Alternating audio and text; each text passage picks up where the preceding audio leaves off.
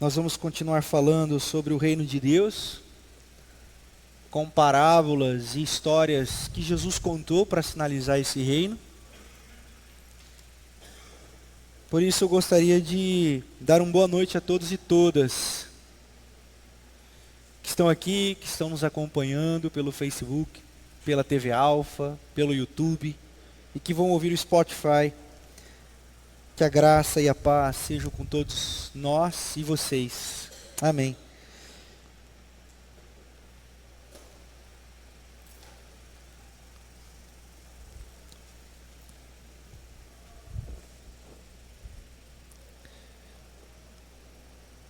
Eu pensei muito no que dizer essa noite.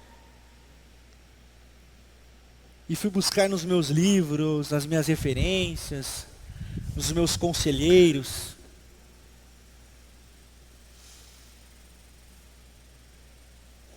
Lembrei-me de Mahatma Gandhi, que diz que o maior desafio do cristianismo é falar de Cristo para os cristãos.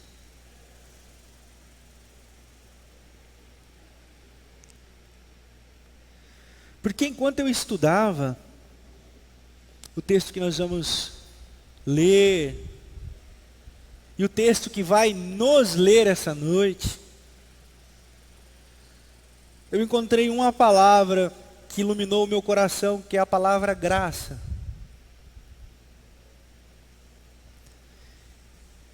E o quanto nós não estamos preparados para essa palavra.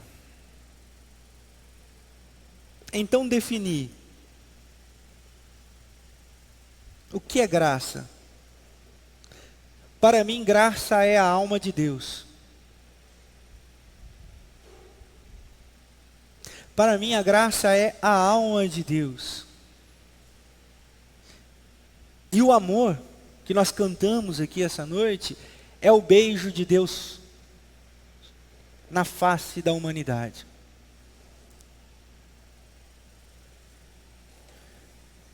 Mas nós temos dificuldade com a graça de Deus, nós temos dificuldade com essa palavra, porque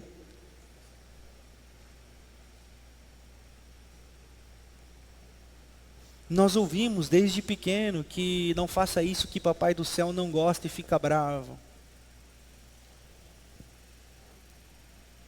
Nós somos imergidos e mergulhados num pensamento a respeito de Deus que impregnou nas nossas almas de que Deus fica bravo. E que quando Deus fica bravo, coisas ruins acontecem conosco. Ou o quê? Porque estão acontecendo coisas ruins conosco, é porque papai do céu está bravo.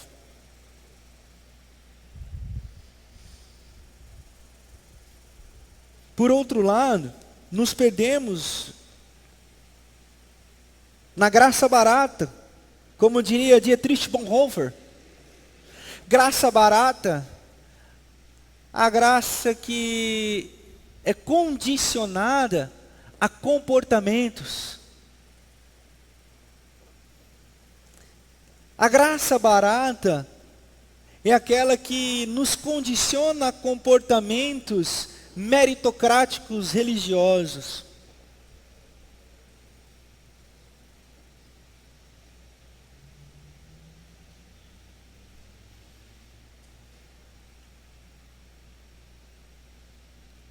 Nós estamos doentes.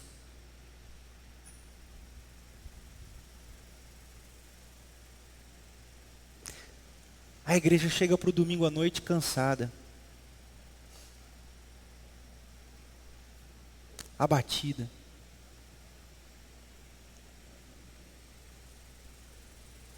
A igreja de Jesus está enferma, desanimada.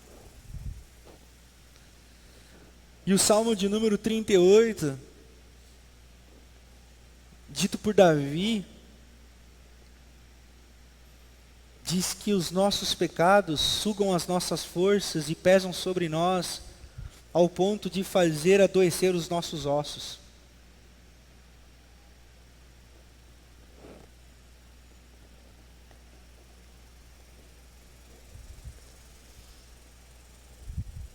Por isso,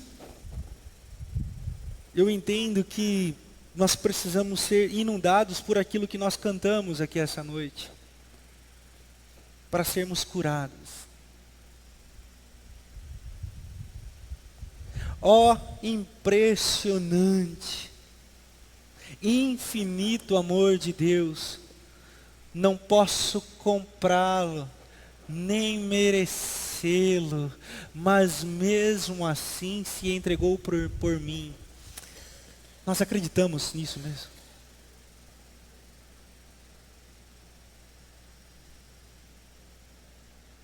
É óbvio que nós não acreditamos, até porque nós não lemos o mundo dessa maneira, porque a maneira como nós lemos o mundo é a maneira como nós lemos a Deus. E não é de se admirar os posicionamentos que as igrejas evangélicas têm tido.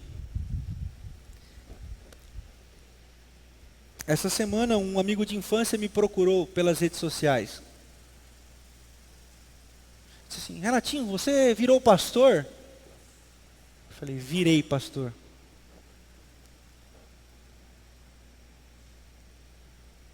E ele disse: eu vi os seus posicionamentos. Eu falei: que bom.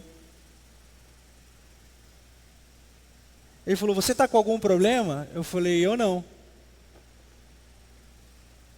Inclusive, não te perguntei nada, é você que está me perguntando. Ele falou assim: não, porque a Bíblia diz. Eu falei: diz o quê? Aí ele começou a dar os textos bíblicos dele. Porque a Bíblia diz.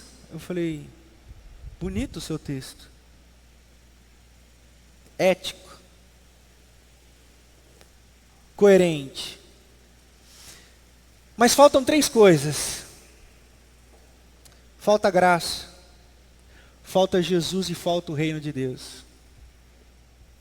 Pode ser bonito, pode ser ético, pode ser coerente, mas se não tiver Jesus, se não tiver graça, se não tiver o reino de Deus, não faz sentido nenhum.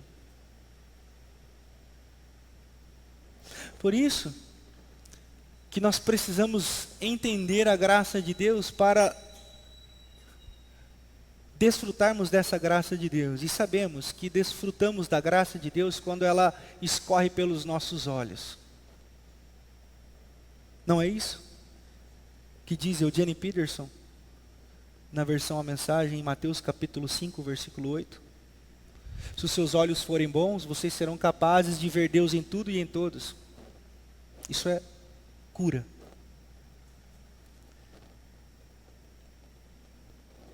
Dante Alighieri, na obra Divina Comédia, diz que nas portas do inferno está escrito: entraste todos vós que perdeste a esperança. Ou seja, uma igreja desesperançada e desanimada é uma igreja morta, porque o inferno já tomou conta. Por isso a minha oração essa noite é que a graça nos inunde, nos traga vida. A vida que nós cantamos, a alegria que nós cantamos essas canções e a intensidade que nós cantamos essas canções deve inundar a nossa alma. E eu quero falar para você que é possível a gente viver isso, porque o nome de Jesus é sobre todo nome. E nós podemos olhar para Ele e ter esperança. Por isso, eu convido você a abrir comigo a sua Bíblia no Evangelho de Mateus, no capítulo 20. Nós vamos ler a partir do verso 1. E esse é o nosso tema. Esse é o nosso tema essa noite. Eu não encontrei outro tema para essa parábola. A parábola de Jesus, onde ele narra compaixão pelos trabalhadores.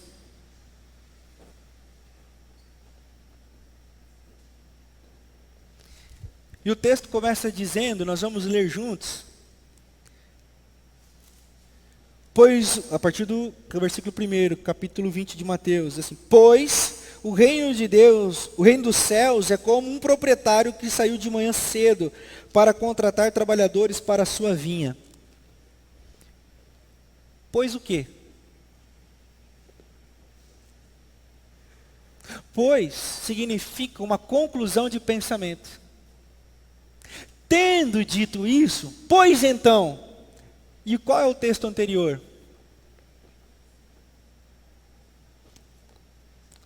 Um jovem intérprete da lei, rico, chega para Jesus e diz que tem feito tudo muito bem, tudo muito certinho, tem obedecido, tem cumprido os mandamentos, e Jesus diz, ah é? Então você vai vender tudo.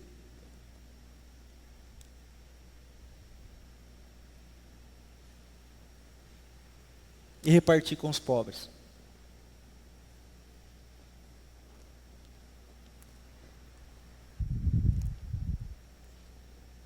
É óbvio que Jesus está esticando o elástico com esse jovem.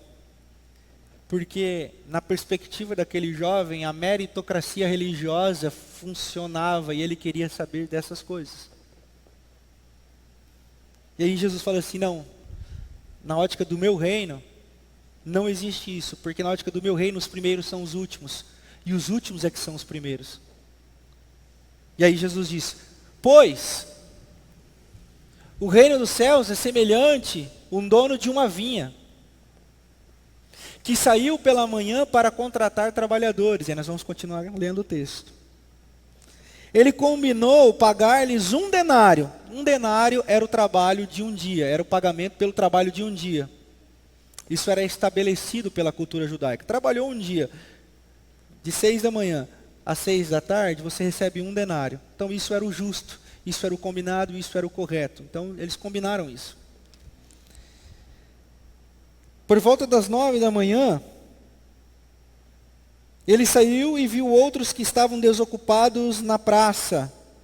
Ele lhes disse, vão também trabalhar na vinha, e eu lhes pagarei o que for justo. E eles foram. Então ele voltou às 9 da manhã para lá. O dono da vinha. É comum, até os dias de hoje, em Jerusalém, os desempregados ficarem numa praça, que é tido como o mercado dos desempregados, que é um lugar de muita vergonha, porque para lá vão todos os desempregados, e que ficam expostos para toda a sociedade. Então os trabalhadores, os donos das terras vêm e contratam, eu quero você, tal, tal. Então o dono da vinha voltou, e ele viu que tinha mais gente lá, e ele falou assim, olha, vão vocês também, e eu vou lhes pagar o que for justo.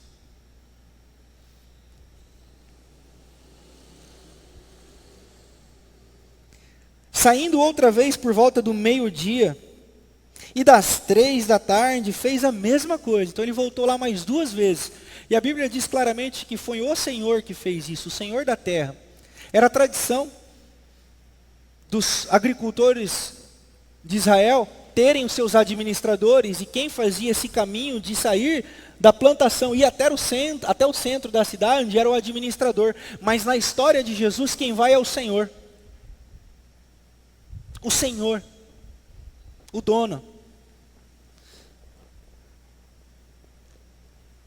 Saindo por volta das 5 horas da tarde, encontrou ainda outros que estavam desocupados e lhes perguntou, por que vocês estiveram aqui desocupados o dia todo?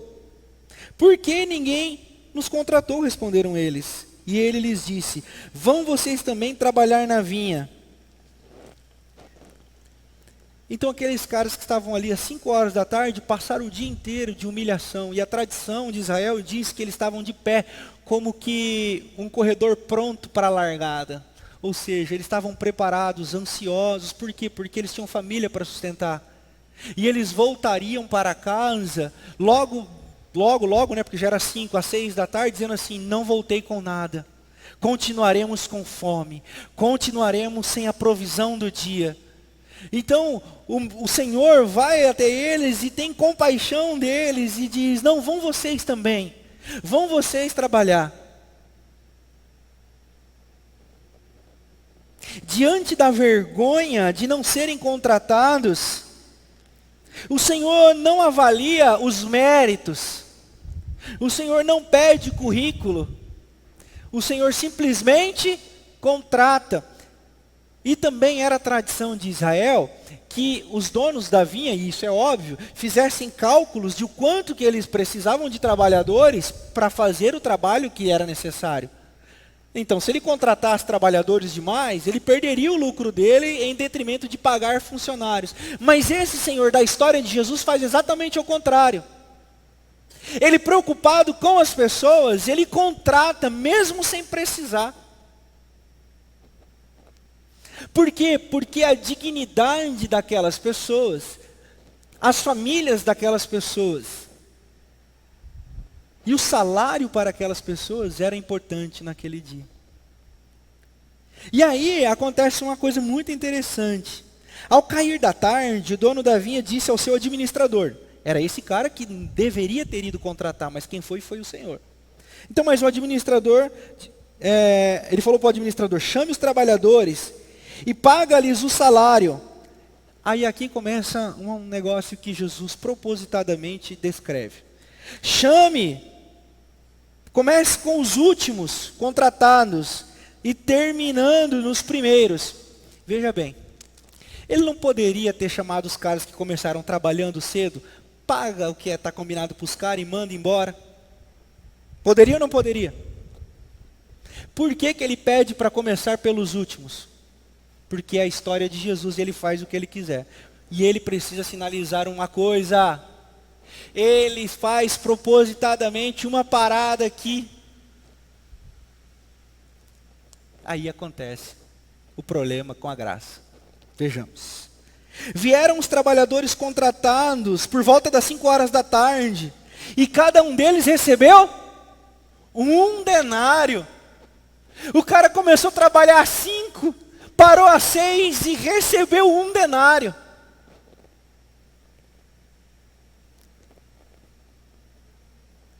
Quando vieram os que tinham sido contratados primeiro, esperavam o quê? Receber mais. Mas cada um deles também recebeu 1 denário. Quando receberam, começaram a se queixar do proprietário da vinha, dizendo-lhe: estes homens contratados por último trabalharam apenas 1 hora, e o Senhor os igualou a nós, que suportamos o peso do trabalho e o calor do dia.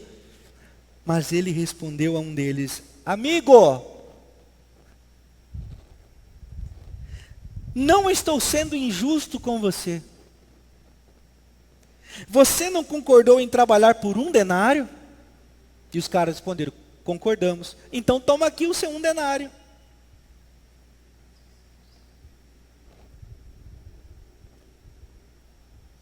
Receba-o e vaza. Se fosse da ZL, Jesus diria: receba e vaza, dá linha na pipa. Eu quero dar ao que foi contratado por último, mesmo que lhe dei. Não tenho direito de fazer o que quero com o meu dinheiro? Ou você está com inveja porque sou generoso? Assim, os últimos serão os primeiros e os primeiros serão os últimos. Amém. Senhor, fale aos nossos corações. Ilumina-nos com a graça que excede todo o entendimento.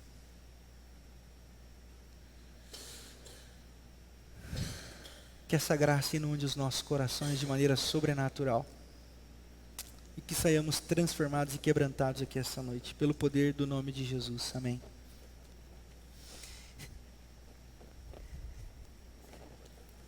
Jesus contou essa história propositadamente. Porque assim como eu disse para vocês semana passada, existiam os fariseus, a turma do zelo, a turma preocupada em estar à frente. Quem que eram os primeiros? Os primeiros que ficavam distribuídos no templo. Os fariseus eram os primeiros. Os fariseus eram os primeiros, ficavam à frente. Os pecadores ficavam atrás no culto público. Mas na história de Jesus, Jesus fala assim, não. Na minha perspectiva, então Jesus está dizendo assim, no reino de Deus, e assim Jesus, no reino dos céus, funciona assim, ó, os últimos serão os primeiros, e os primeiros serão os últimos. O que ele está dizendo? Aqueles que não são, estarão no lugar dos que são, e os que não são, e os que são, os que pensam ser na realidade, não serão. Então, esse texto é para nos ilustrar a lógica do reino de Deus, uma lógica de graça, de misericórdia, de um Deus que é justo, compassivo e misericordioso, de um Deus que se atenta à dignidade humana, de um Deus que se atenta às causas de dignidade humana, e de um Deus que acolhe aqueles que estão expostos à vergonha, aqueles que estão expostos a um não valor. É por isso que a graça, ela é a alma de Deus, e o amor de Deus é o beijo do Senhor na humanidade. Por quê? Porque a graça, ela é inegociável, ela é impossível de ser compreendida na sua totalidade. Então, como ela é impossível de ser compreendida na sua totalidade, o Senhor dá indícios do que? De ações de amor que sinalizam para essa alma de Deus que é revelada na humanidade.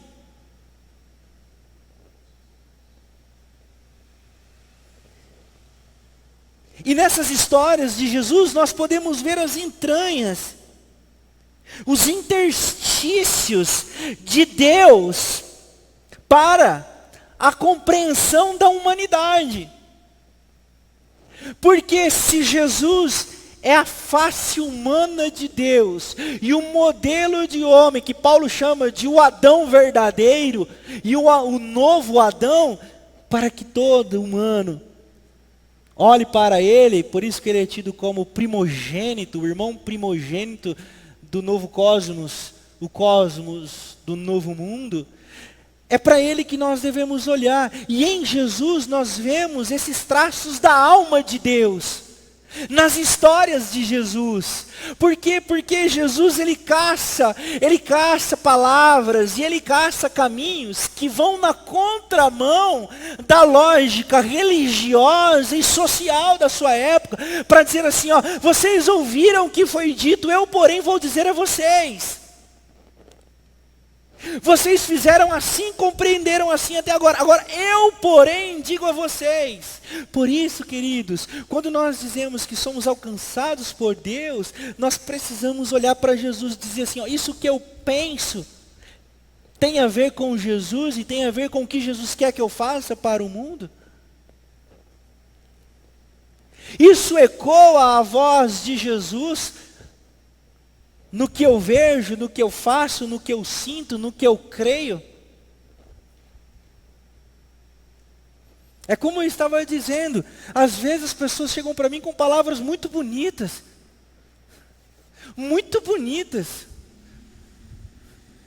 mas não tem graça, não tem Jesus, não tem misericórdia, e não tem uma lógica do reino de Deus, porque a lógica do reino de Deus é a compaixão.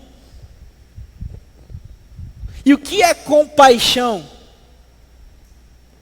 É tomar o lugar do outro, tomar para si a dor do outro, tomar para si aquilo que não é seu.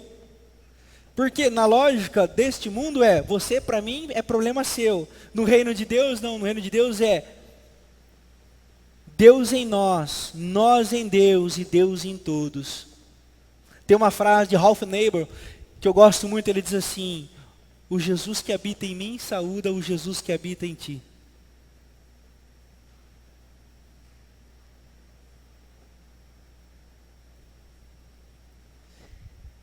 E nessa comunhão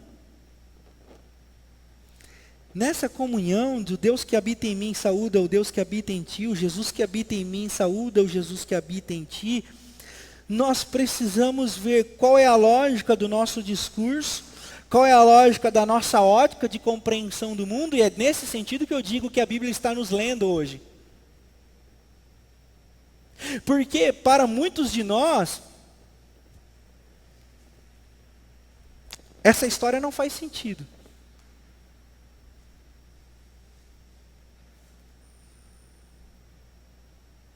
Não, pastor, faz sim. Não faz não, porque a forma como você vê o mundo não faz sentido com essa lógica do texto.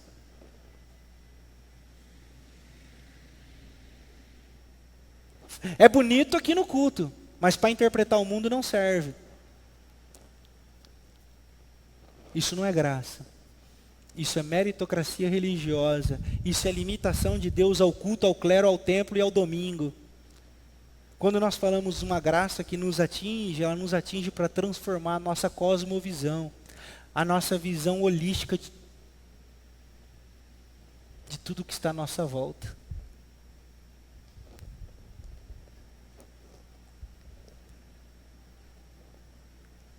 E sabe, irmãos, quando eu disse que a igreja está doente, é porque a igreja tem dificuldade com essa mensagem.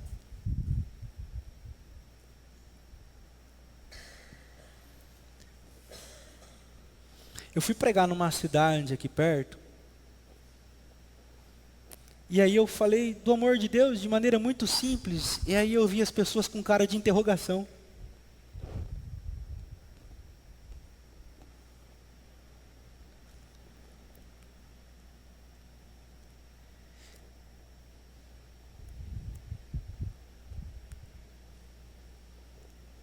Me perguntaram ontem, qual é a fé certa? Qual é o dogma certo? Eu falei, difícil essa pergunta, né? Mas eu tenho uma luz.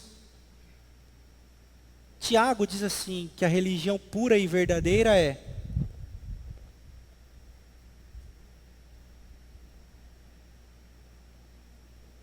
ensina a pescar, não dá o peixe. Não. A religião pura e verdadeira é: socorra a causa do órfão e da viúva. Essa é a religião que o nosso Pai que está no céu considera como pura e verdadeira. Gálatas capítulo 2, versículo 10, o apóstolo Paulo, depois de ter passado algum tempo na cidade de Tarso fazendo tenda, por quê? Porque quando o apóstolo Paulo se converteu lá em Atos capítulo 9, ele precisou de todo um tempo de experiência e maturação. Os teólogos dizem que isso demorou 10 anos, ele ficou 10 anos fazendo tenda em Tarso, você pode imaginar?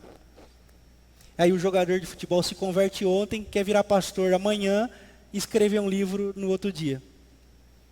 Paulo ficou 10 anos maturando. E aí quando ele sobe de novo a Jerusalém, ele encontra com os apóstolos. E você vai ver lá em Gálatas capítulo 2, está assim, ó, Paulo é reconhecido pelos apóstolos. No versículo 9, no versículo 10, ele diz assim, ó, eu estive com Pedro, Tiago e João, os colunas do apostolado. E eles reconheceram a minha vocação e a de Barnabé para que fôssemos apóstolos dos gentios. E eles, dos circuncisos. Mas eles me lembraram de uma coisa. Aí você vai ler aí em Gálatas capítulo 2, é o verso 10. Que eu não me esquecesse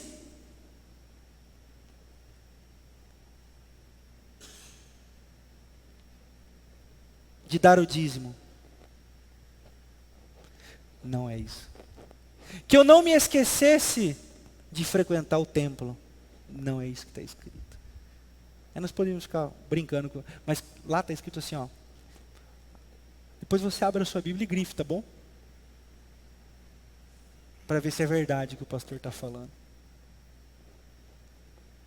Eles me pediram para que eu não me esquecesse dos pobres. O que tentei fazer.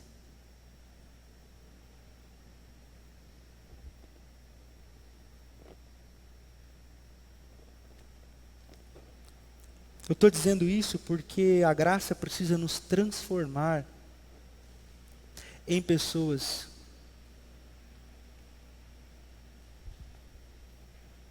sedentas por abraçar todos os tipos de pessoas.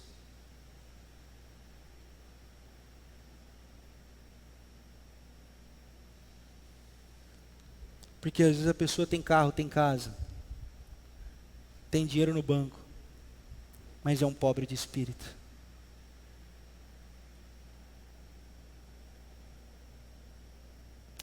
Tem família, tem esposa, tem esposo, tem filhos, mas está caído e abatido.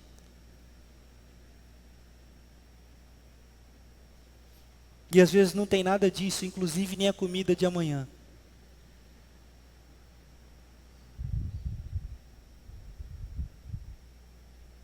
A graça vem como um tsunami, não de lama e de sujeira, mas como um tsunami de águas limpas, sarando todas as enfermidades. A graça é esse tsunami da alma de Deus sendo derramada sobre a humanidade.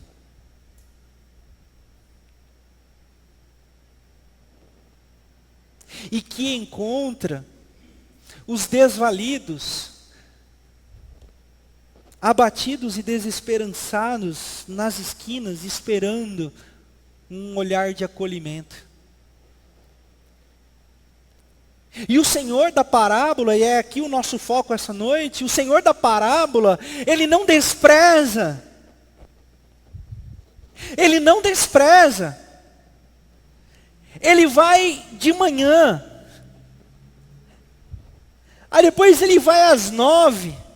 Vai ao meio-dia, vai às 3 e vai às 5, ou seja, ele está buscando constantemente derramar a sua compaixão e a sua misericórdia e a sua justiça. Ele não desiste.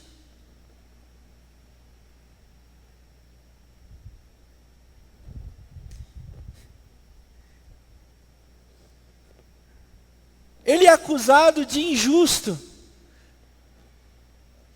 Ele é acusado de injusto por quê? Porque as pessoas queriam mais do que as outras. As pessoas queriam mais umas que as outras, porque as pessoas sempre querem ter mais do que as outras. E no reino de Deus, a justiça é, todos terão a mesma coisa.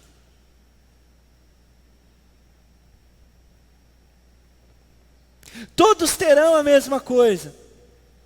Enquanto vocês estão bravos, porque não tem mais, eu estou dando mais de mim.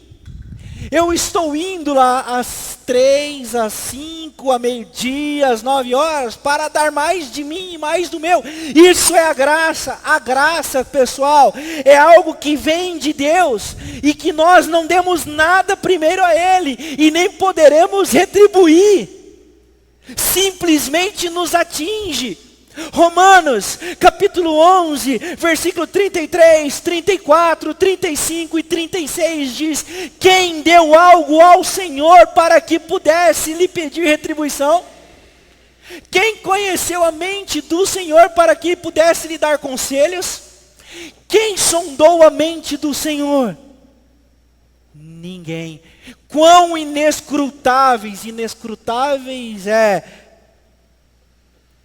verificável, diagnosticável, quão inescrutáveis, impossível de averiguar, impossível de entender, impossível de medir, quão inescrutáveis são os seus pensamentos. E quais são os pensamentos do Senhor? Pensamentos de paz e não de mal, para vos dar o fim que desejais. Porém, nós precisamos nos voltar ao Senhor. A Gisela leu o texto de Isaías 58. E o texto de Isaías 58 diz assim: vocês estão clamando a mim, mas eu não vou ouvir vocês. Eu cansei dos cultos de vocês. Pois você pode ler lá todo o texto de Isaías 58, pode ler inteirinho. Eu estou cansado dos cultos de vocês, das menções religiosas de vocês, das orações de vocês. Eu tenho ânsia de vômito. Se vocês querem que eu ouça a oração de vocês, parem de fazer jejum, de colocar pano de saco e de ficar de joelho durante um dia. Você acha que é isso que eu quero para vocês? Antes,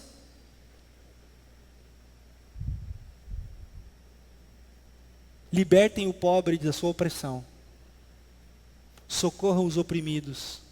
Auxiliem os necessitados. Aí sim a luz irromperá sobre vocês e eu vos ouvirei. Amós, capítulo 5, profeta Amós, capítulo 5, do versículo 1 ao versículo 23.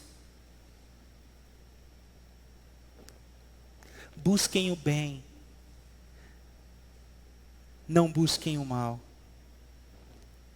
Busquem o bem, não busquem o mal. E que a justiça flua através de vocês como um rio perene. E vocês serão curados. Por isso, nessa noite, queridos, eu queria dizer, e assim que eu quero concluir a reflexão dessa noite, que não há outro caminho para nós desfrutarmos dessa graça, senão nos prostrarmos ante o nome de Jesus e dizer: misericórdia de nós, Senhor.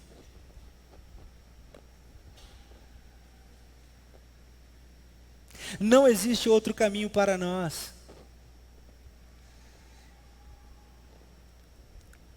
Porque os profetas dizem que um coração quebrantado e contrito, o Senhor não rejeita, não despreza. Quantas vezes nós estamos cansados e sobrecarregados com os nossos fardos e as nossas culpas, como Davi no Salmo 38 e também no Salmo 55. Quem sabe você está cansado. E você pensa que o seu pecado é que você ouviu Bruno e Marrone ontem no churrasco na casa da sua sogra. Porque você chutou a quina do sofá e você esboçou umas palavras que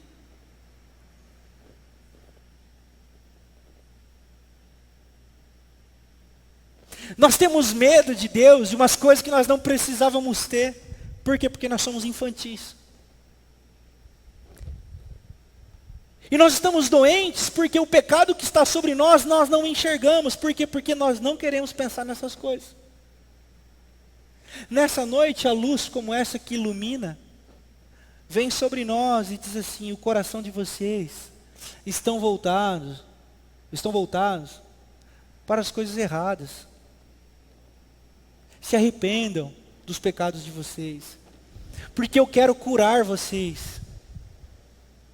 Eu tenho visto que vocês estão nas praças clamando por um olhar de misericórdia, e eu vou olhar vocês, mas deixa eu te curar, deixa eu curar a sua alma, deixa eu curar o seu olhar para o mundo, deixa eu curar o seu olhar para o necessitado, deixa eu curar o seu olhar para a misericórdia, deixa eu curar o seu olhar, deixa eu curar você, deixa eu tocar nos seus olhos, deixa eu tocar na sua alma, deixa eu tocar no seu coração. Por isso eu quero convidar você essa noite a se render diante de Jesus. Ele nos aceita com todos os nossos pecados. E sabe, amanhã você pode estar com alguma coisa no seu coração e você fala assim: não, mas ontem no culto eu já mudei de opinião, mas aí de novo, eu estou com isso, de novo. E a graça, pastor, e a graça? E a graça vai estar lá dizendo: bora começar de novo. E na terça vai brotar de novo, talvez, e você vai dizer assim: pastor, eu estou de novo. Eu digo assim: e de novo a graça vai estar lá dizendo: bora começar de novo. E assim vai ser até a consumação do século, porque talvez esse seja seu espinho na carne que te faz prostrar e clamar a cura, a misericórdia, e com os joelhos dobrados antes de Jesus, porque ele está dizendo: a minha graça te basta. Mas é preciso reconhecer. O apóstolo Paulo reconheceu: Senhor, eu tenho um espinho aqui na minha carne. E o apóstolo Paulo disse assim, ó: o mensageiro dos quitos dos infernos me atormenta com espinho na carne.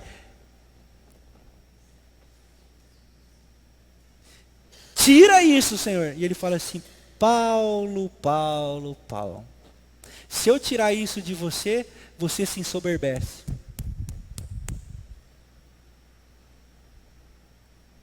Se eu tirar isso de você, o seu joelho se estica e você não se dobra mais.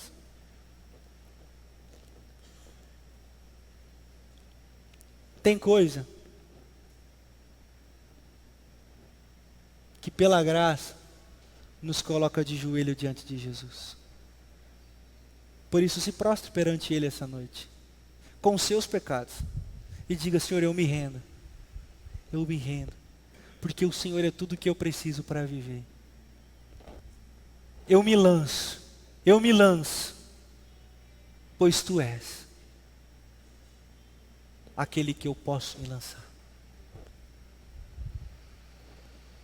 Que assim seja, em nome de Jesus. Amém.